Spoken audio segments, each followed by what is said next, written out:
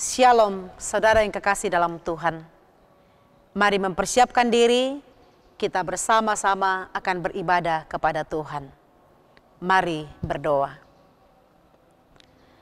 Kami bersyukur menikmati kasih dan kemurahan-Mu. Diberkatilah kehidupan kami untuk bersama-sama membaca dan merenungkan firman-Mu hari ini. Kuasa Roh Kudus menolong kami semua. Di dalam nama Yesus Kristus, Juru Selamat kami yang hidup, kami berdoa. Amin. Keluaran pasal 17, ayat 1 sampai ayat yang ke-7. Di Masa dan di Meribah. Kemudian berangkatlah segenap jemaah Israel dari padang gurun Sin, berjalan dari tempat persinggahan ke tempat persinggahan sesuai dengan titah Tuhan.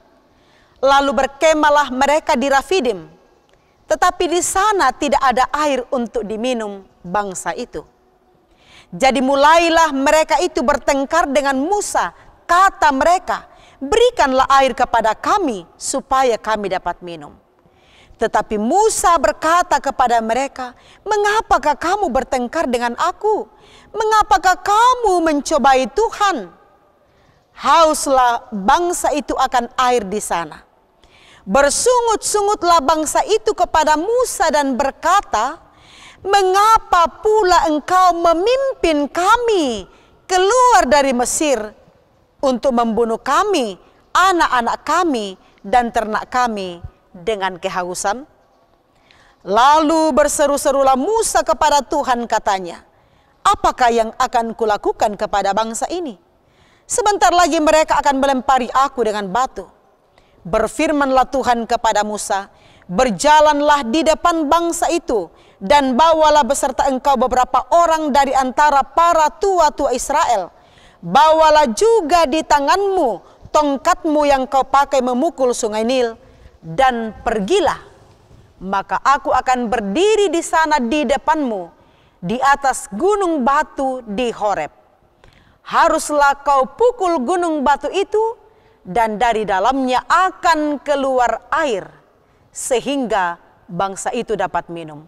Demikianlah diperbuat Musa di depan mata tua-tua Israel. Dinamailah tempat itu Masa dan Meribah, oleh karena orang Israel telah bertengkar, dan oleh karena mereka telah mencobai Tuhan dengan mengatakan, adakah Tuhan di tengah-tengah kita atau tidak? Amin.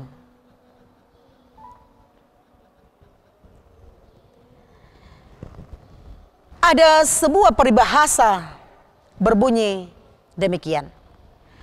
Panas setahun dihabiskan hujan sehari. Artinya segala kebaikan selama setahun dihapuskan oleh keburukan selama sehari. Dengan kata lain, manusia gampang melupakan kebaikan yang telah diterima dan lebih suka mengingat hal-hal buruk yang menimpanya. Demikianlah perjalanan bangsa Israel dalam perjalanan menuju ke tanah perjanjian. Mereka berpindah dari satu tempat ke tempat yang lain hingga mereka tiba di Rafidim. Dan di situ tidak ada air untuk mereka minum. Lalu mereka mulai panik. Mereka mulai bersungut-sungut kepada Musa dan kepada Tuhan. Ini menjadi persoalan bagi kita bersama. Bercermin dari perjalanan umat Allah bangsa Israel, ternyata bahwa seringkali kita berada dalam kondisi seperti ini. Menyalahkan Tuhan dan mungkin menyalahkan sesama kita. Atas apa yang kita alami tanpa sadar, sesungguhnya saat itu kita meragukan kuasa Tuhan. Adakah yang kurang pada kita? Tidak ada. Cukup. Tuhan memelihara kita dengan begitu amat sempurna. Bahkan saat ketika kita merasa bahwa tidak ada hal apapun pada diri kita. Seperti umat Allah bangsa Israel. Ini persoalan air. Padahal mereka sesungguhnya telah mengalami, menikmati, dan melihat betapa kedahsyatan kuasa Allah yang mengantarkan mereka dalam perjalanan-perjalanan yang mereka tempuh. Apalagi hanya untuk soal air minum.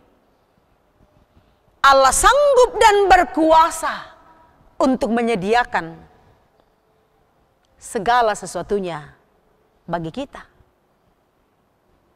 Allah menyediakan air minum bagi mereka. Dan kita lihat ternyata bahwa keraguan umat Israel itu bahkan sampai mereka mengatakan, adakah Tuhan di tengah-tengah kita atau tidak? Bagaimana mungkin mereka bisa mengatakan hal seperti itu? Adakah Tuhan di tengah-tengah kita atau tidak? Iya, memang. Di saat kita berhadapan dengan persoalan pergumulan atau situasi yang berat bagi kita, bisa saja kita pun akan berada pada kondisi seperti ini. Mempertanyakan apakah Tuhan masih ada bersama dengan kita atau tidak. Saudara-saudara yang kekasih dalam Tuhan, Ia berkuasa penuh atas kehidupan kita. Ia tahu apa yang kita butuhkan. Pertolongannya tepat pada waktunya. Karena itu janganlah meragukan kehadiran dan kuasa Allah dalam kehidupan kita. Ia sanggup, Ia berkuasa untuk memberikan kepada kita apapun yang kita butuhkan. Sebab Ia tahu bahwa kita memerlukan semuanya itu. Bahkan Ia hadir bersama-sama dengan kita. Kuasa Roh Kudus menolong kita sehingga kita tetap meyakini bahwa Tuhan ada di tengah-tengah kita. Selamat, Tuhan memberkati. Amin.